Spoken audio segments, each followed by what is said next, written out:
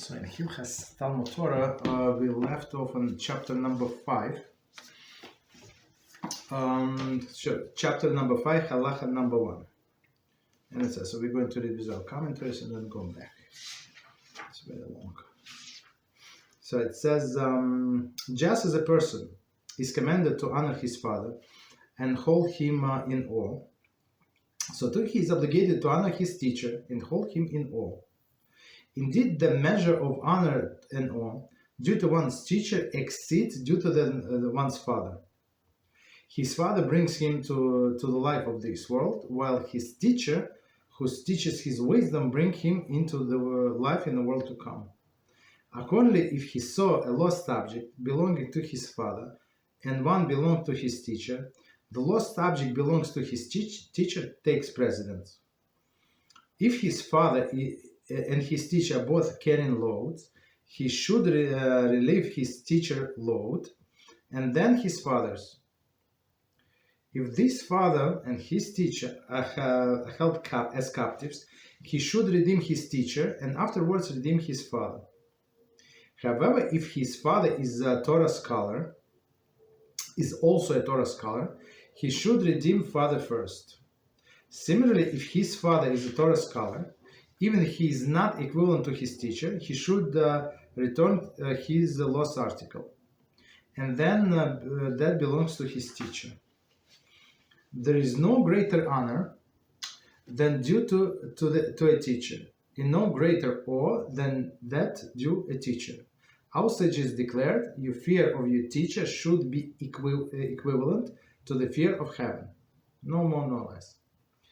Therefore, they said, whoever disputes the authority of his teacher is considered as he revolts against divine presence, as implied by Numbers 26:9, who led a revolt against God. Whoever engages in controversy with his teacher is considered as if he engaged in controversy with divine presence, as implied by Numbers 20:13. Where the Jews contested with God, and where he was sanctified. Okay, and where he was sanctified. So we're going to explain what is it. Where is it? Whoever complains against his teacher is considered as if he complains against divine presence, as implied by Exodus 16:8. Your complaints are not against us, but against God. Whoever thinks that despairingly of his teacher, is considered as is he thought despairingly about divine presence, as implied by Numbers 21:5. And the people spoke against God and Moshe. Just one second.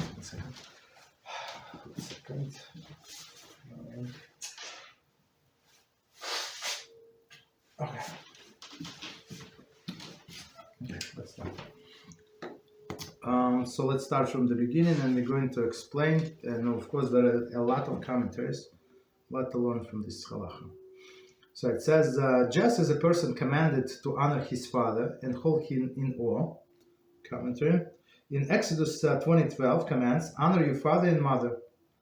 Vayikra 19:3 commands, a man shall fear his mother and father. See Hilchot Mamrim, chapter 6, for discussion of these mitzvahs. Okay, fear. So awe and fear are very close. I think awe is more than fear. Okay, so one more time. Just as a person commanded to honor his father and hold him in awe, so it's actually commandment, right? So too, he's obligated to honor his teacher and hold him in awe. Commentary. All the particulars of this halachah apply only regarding Verav Muvchak, the teacher from whom one has learned majority of the wisdom, as it says in Bava Metzia 33a. See also the commentary in the next halachah. Okay. However, every teacher under whom one studied Torah deserves a certain measure of respect. Halachah 9. Okay.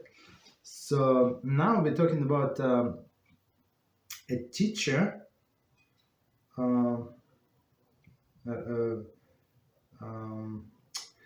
from whom a person learn majority of his Torah.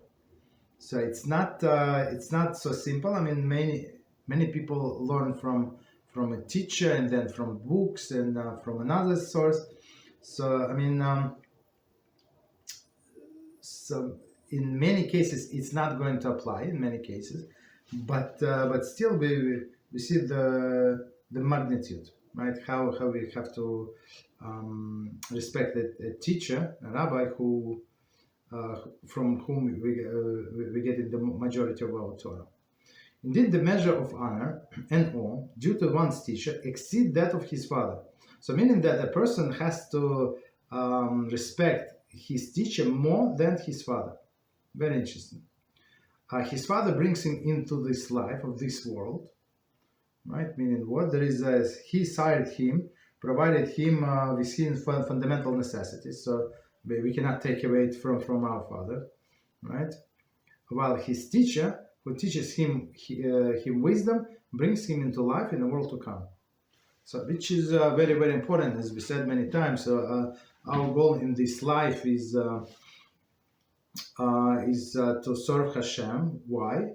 In order to get to the final destination. Final destination is the world to come. So, in some sense, this world is only like an intermediate step. Right, so of course, if we talk an intermediate step and final destination, so final destination would be more important. So commentary: a person's Torah study and the mitzvahs is motivated. Just one second. A person's Torah study and the mitzvahs is motivate. Mitzvahs it motivates are the means through which will attain the portion of the world to come. Exactly. Okay, that's what we said. The reason given by Rambam has a source above Metzia, Kriyas 28a, states a different reason. He and his father are both obligated to honor his teacher. It's very interesting. So one reason, as we explained, because the teacher brings his to the world to come, but another explanation also very interesting. Right, so this person, the son, right, and his father obligated to honor the Torah scholar.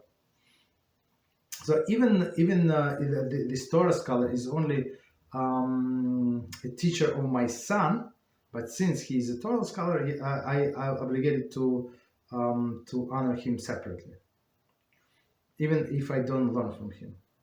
The Rambam quotes this rationale Sefer HaMitzvahs, pass the commandment to honor.